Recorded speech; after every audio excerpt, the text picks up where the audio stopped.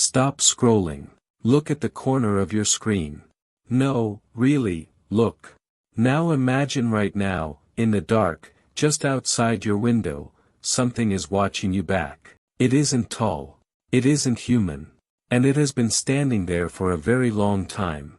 Before the Mayflower, before the first stone was laid, before any European boot touched this soil, America already belonged to something else. Something small. Something ancient.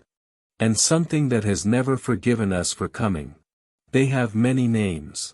The Pukwudgie. The Nemerigar. The Tyhian. The Awakul. But the tribes who first told their stories didn't call them legends. They called them warnings. And if you think they are just fairy tales, then you haven't heard about Bobby Wilson. Here is the first thing you need to understand: America was never empty. The First Nations knew that. They walked softly through these woods because they understood something we have forgotten: they were not alone. There were others. Older. Smaller. Fiercer. Out on the Great Plains, the Arapaho spoke of the Tyhian. Child-sized warriors with teeth filed to fangs and eyes that glowed like a cat's in the dark. They hunted in packs. They were bloodthirsty. And they were cannibals, literally, people-eaters. The tribes had to wage an ancient war just to drive them back into the shadows. In the Rocky Mountains, the Shoshone whispered about the Nemerigar. Tiny creatures with poisoned arrows who would kill their own sick with a blow to the head, because mercy was weakness, and weakness meant death. But the most dangerous of all lived right here in New England. Southeastern Massachusetts. 26 square miles of black water, twisted roots, and fog so thick you can taste it. The English settlers called it Devil's Swamp, but the Wampanoag called it Hockomock, the place where the spirits dwell. And the spirits they feared most were the Pukwudgies. These were not the tiny, glittering fairies you see in children's books. The Pukwudgies were small, maybe 2 or 3 feet tall, with gray, wrinkled skin, oversized ears, and faces that twisted into something between a grin and a snarl. They could turn invisible. They could shape-shift into porcupines. And they could launch arrows tipped with poison so potent that one scratch meant certain death. But here is the part that really haunts me: they weren't always enemies. Long ago, the Pukwudgies lived alongside humans. Sometimes, they even helped them. That all changed because of jealousy. The Wampanoag revered a giant hero named Maushop.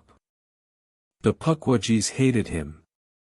They hated the attention he received. So they murdered his sons, all 5 of them. Maushop retaliated by driving them into exile.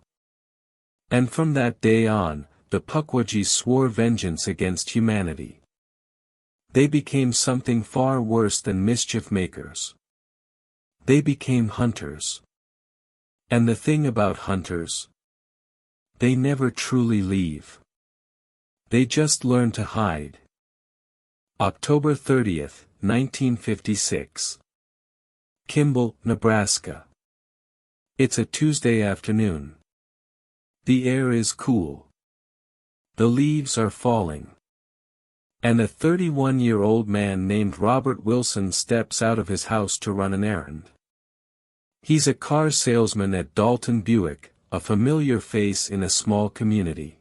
He's well liked. He's happy. He's also just 4 feet, 8 inches tall. His friends call him Shorty.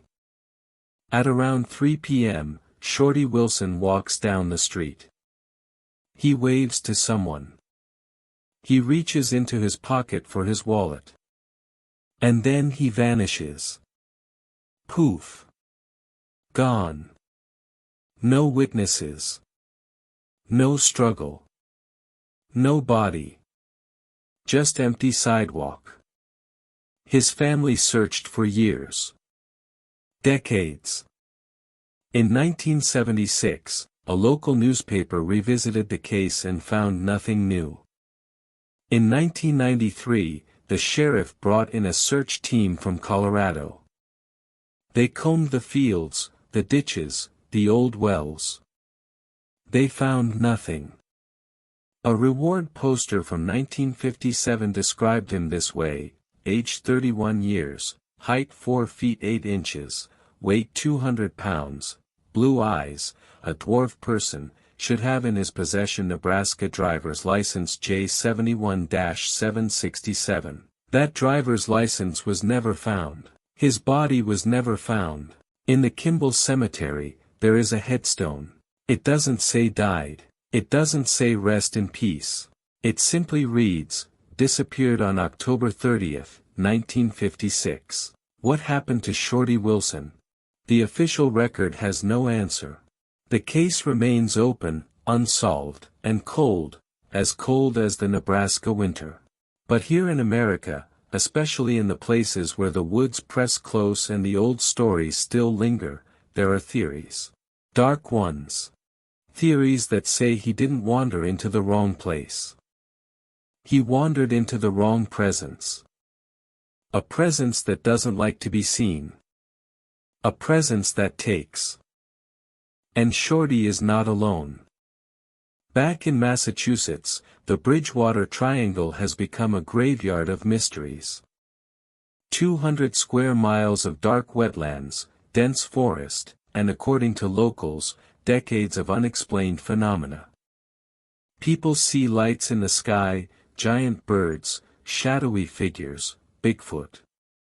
But the oldest stories, the ones that never seem to fade, are the ones about the Pukwudgies. Campers in Freetown State Forest whisper about them. Hunters avoid certain trails after dark. Some even claim they've seen the little faces peering through the underbrush, gray skin, wide eyes, and that grin. On April 1, 2017, the Freetown Police Department put up a road sign. It's a joke, they said. It's for the tourists. It's Pukwudgie Shing, haha. But the people who live there, they don't laugh. They know the woods. They know the silence that falls when you walk too deep. They know the feeling of being watched by something that is not a deer and not a bear. And they know that every few years, someone goes in and doesn't come out. The FBI documented over 10,000 missing Native American entries in 2024 alone. Thousands of cases, most with tragic, ordinary explanations. But some stay open. Some stay unsolved. Some defy all logic. And when you look at a map of these disappearances, something unsettling emerges. They cluster in the same places the old legends warned us about. The swamps. The mountains. The deep, ancient forests. Places where the little people were said to dwell. Let's talk about the proof. In June of 1932, or maybe 1934, the records are fuzzy, two gold miners named Cecil Main and Frank Carr were blasting into the San Pedro Mountains of Wyoming.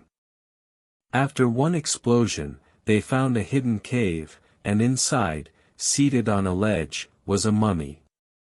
It was tiny, just 6 or 7 inches tall in its seated position, about 17 inches standing.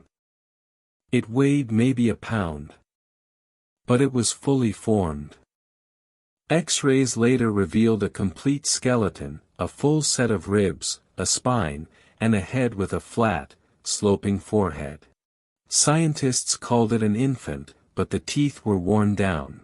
Molars flattened from chewing. Infants don't have worn molars. Adults do. The mummy, nicknamed Pedro, became a national sensation. It was shown in drugstore windows. It was passed from collector to collector. It was even sent to the Field Museum in Chicago for analysis. And then it vanished. Gone. Lost. Stolen. The Field Museum has no record of it. The trail goes cold. To this day, the Pedro Mountain mummy has never been recovered. In 2005, someone offered a $10,000 reward for its return. Silence. Nothing. And Pedro is not the only one. In 1778, a missionary near Coshocton, Ohio, documented an entire burial ground with dozens of skeletons of a dwarf race, all roughly 3 feet tall. He wrote about them in his journal, but those graves were plowed over and destroyed by expansion. The evidence was bulldozed into oblivion. In Montana and other western states, similar finds were reported and sent to universities, only to inexplicably disappear from the records. Stolen? Misplaced? Or perhaps taken back? Do you see the pattern? Every time physical evidence of the little people surfaces, it vanishes. Just like the people themselves. The question is, why? What are they hiding? Or what is hiding from us? Now, let's be fair. Science has answers. The Pedro Mountain mummy? Modern analysis says it was an infant with a severe birth defect called anencephaly, where the brain doesn't develop. That's why the skull was flat. That's why the features look strange. It was tragic, not supernatural. And the disappearances? Skeptics will tell you that the wilderness is dangerous. People fall into ravines, they get lost, they die of exposure, and bodies, especially small ones, can be impossible to find. Those are good explanations. Reasonable ones. But here is what keeps me up at night. The little people legends predate European contact by hundreds, maybe thousands, of years. They appear in the oral traditions of tribes from Alaska to the American South. The Crow, the Shoshone, the Arapaho, the Wampanoag, the Catawba, the Cherokee, all of them tell the same story. Small beings. Powerful. Ancient. Living just beyond the edge of our sight. Are we really supposed to believe that dozens of distinct cultures, separated by thousands of miles, all independently invented the same exact myth? Or is it possible, just possible, that there is a kernel of truth buried deep in those stories, a truth we don't want to face? Because the disappearances didn't stop in the 1950s. They didn't stop with the last tribe. In 2023, trains derailed, but people still walk into woods and never walk out. In 2025, just last year, 2 hikers vanished in the Great Smoky Mountains without a trace. Search parties found nothing. And in the Pryor Mountains, the Crow Nation still leaves offerings. Little piles of shiny stones or a piece of fabric tied to a branch, just in case. Because the Awakul, the keepers of the earth, they remember everything. They remember the broken treaties. They remember the blood. And they remember that we are guests on this land, guests who have worn out their welcome. So what do we do with all of this?